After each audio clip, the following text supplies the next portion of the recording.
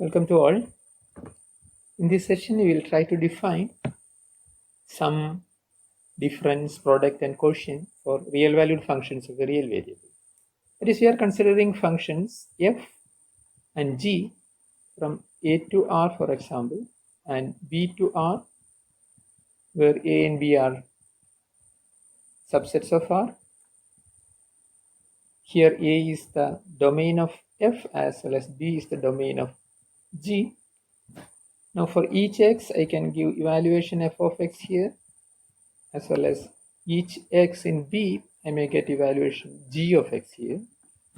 Naturally, one can think about f plus g. By the rule, formal rule, I can state it f of plus g of x given by f of x plus g of x. But the input x has to come from the common domain, which I can give a intersection b. So if my x is in a intersection b, this rule makes a well-defined one, and we'll get a sum of these two functions. So the sum of f as well as g is defined through f plus g at x is given by f of x plus g of x. Very similarly, one can define the difference, product, and quotient. So formally, I may recollect all. F plus g at x is f of x plus g of x, where my domain of f plus g is a intersection b, where a and b are the respective domains of f and g. Secondly, f minus g, very similarly, I can define f of x minus g of x. Again, the domain is a intersection, the common domain. And f g, the product of f and g, by definition, these are all by definitions one can make. F of x into g of x is also valid for every x working inside the common domain. In a very similar rule, I can try with the quotient f by g. But f by g, while defining f by g of x as f of x by g of x, I should be a little bit careful. Here, my x, I have to consider obviously from a intersection b, but I should be careful about the zeros which are given by g of x, which means I have to consider those x in a intersection b for which g of x is non-vanishing. It is not going to be 0. So this is the only noteful thing here to be remembered. So all these are very natural way of manufacturing new functions out of the old through arithmetic operations of functions. Now we will consider some examples. Example 1, let f of x equals x, which is defined for the entire real number system, and g of x is x squared, the square function, which is again has the domain as r.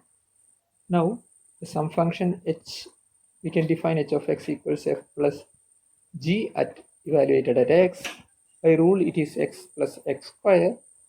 The common domain is clearly the intersection of r and r, so x belongs to r, gives the function. Consider the next example. If I'm just writing down h of x equals x plus 1 by x, one can see that this is going to be a sum of two functions f and g given by f of x equals x and g of x given by 1 by x. Once again, remember that the function for the function f, my domain is entire real number system, while the domain of g is r minus 0. So the common intersection, which I mean r minus 0, so if working in r minus 0, just away from 0, both f and g are well defined, and I can say that h of x gives us the sum of this f and g, that is h of x is through f of x plus g of x. So h gives you f plus g here. Remember, my domain is this, r minus 0. r minus 0, I mean minus infinity to 0, I have the freedom to take the entire real line except 0. Now let us consider another example.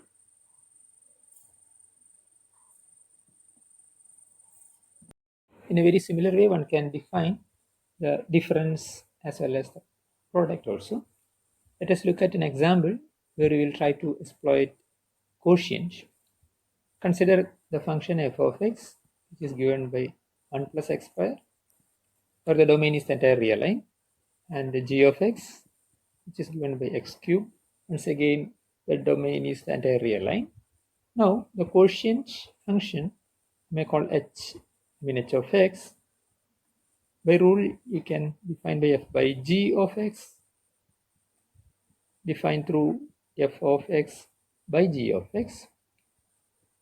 So one can adopt f of x is 1 plus x square divided by x cubed. By definition, we can make it. But the rule works once you are specifying the domain also. So domain of h, to understand the domain of h, look at that domain of f is entire real line and domain of g is also entire real line.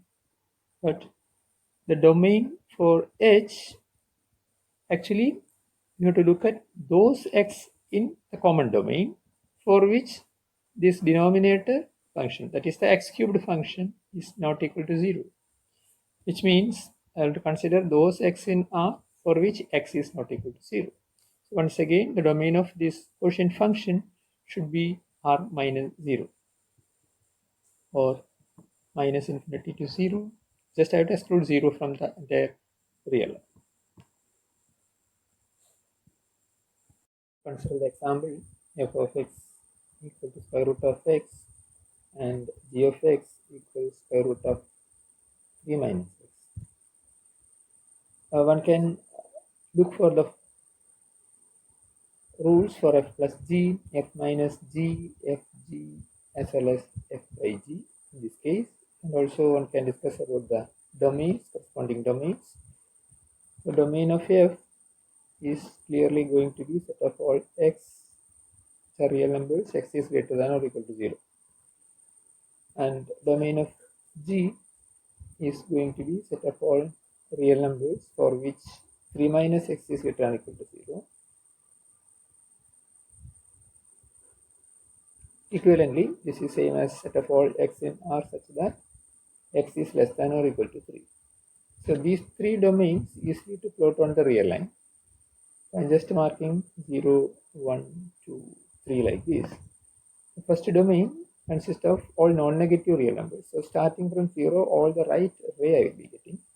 Second domain, I have to look at 3 and I have to take all the real numbers left to that in the array. So the common intersection is going to be the closed interval 0 to 3.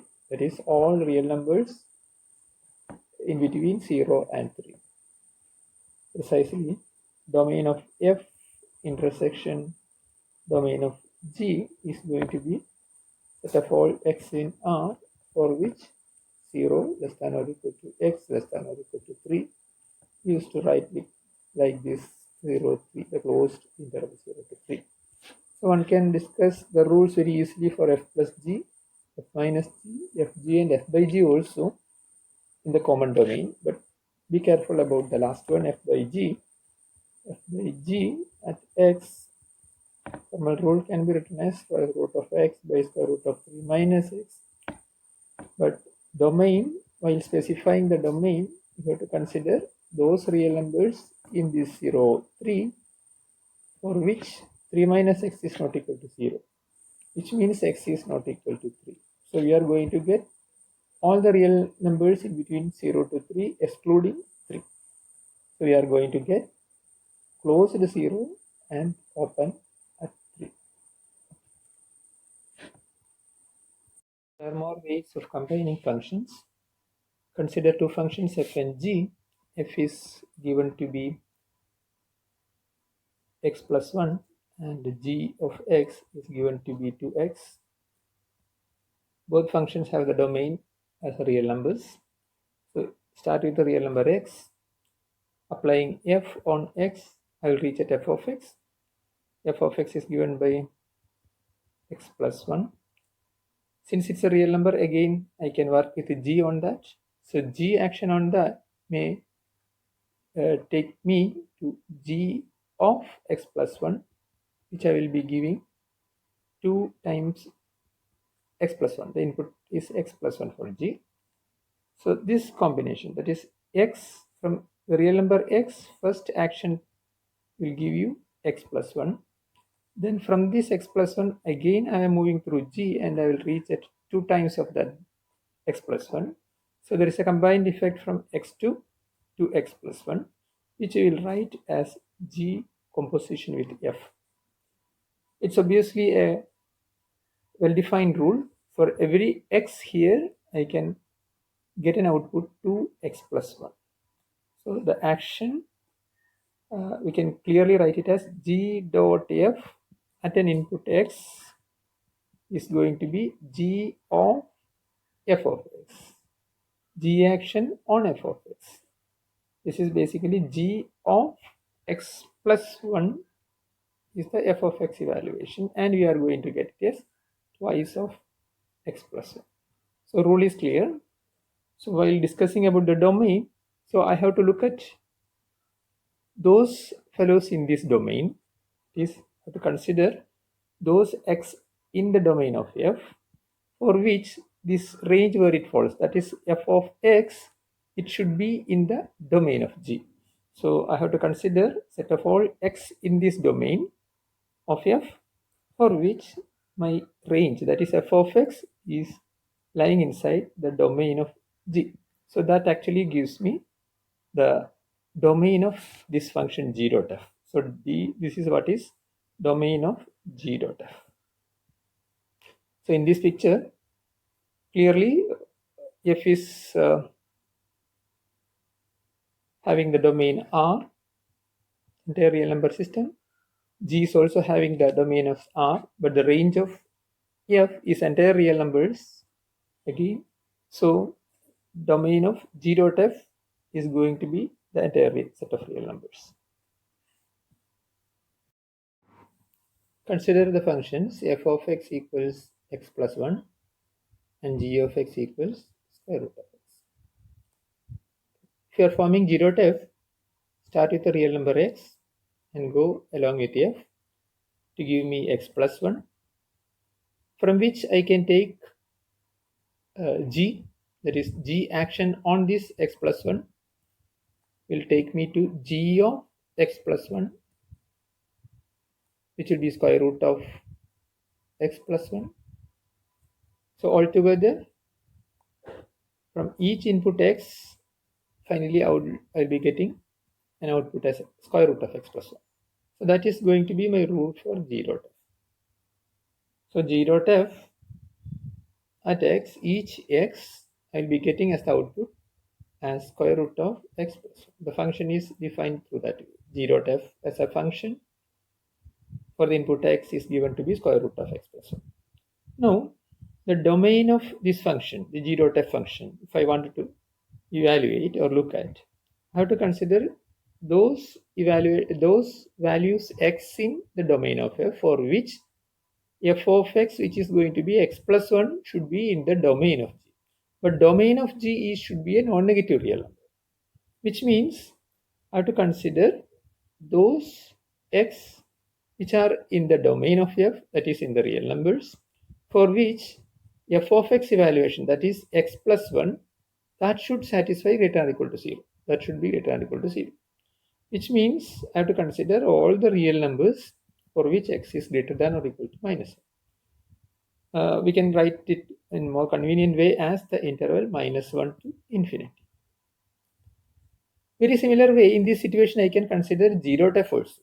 To understand that, G has to act first. That which each x, I have to move through the action of G. G action is square root of that evaluations. So square root of x I will get. That is the action of G. Now from here, I will move through f.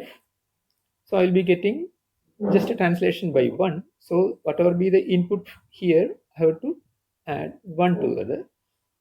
So altogether, what is going to happen is x to square root of x first and square root of x to square root of x plus 1 first. Next. So that is the action of f dot g. So by rule, f dot g I will be getting in this style. F dot g at each input x, I will get the rule as square root of x plus 1. So this is going to be my f dot g. Remember, my g dot f was square root of x plus 1. Now, the discussion will be complete only if I'm talking about the domain of f dot g also. So domain of f dot g, I have to look for all the inputs of g, that is the domain of g, for which g of x should lie in the domain of f. Obviously, domain of f, the entire real number system, because f is just x plus 1. Now, each x, I have to go through g as square root of x. So domain of g is obviously 0 infinity. So I have to consider those x in 0 infinity for which this gx is a real number, which is obviously true for every real number. So 0 infinity is going to be the domain of f dot g. So this is what is the domain of f dot g here. So there is this example actually gives more nice picture. Even though f dot g and g dot f are defined, in general they are not going to be equal also. So f dot g as a function is not equal to g dot f in this case.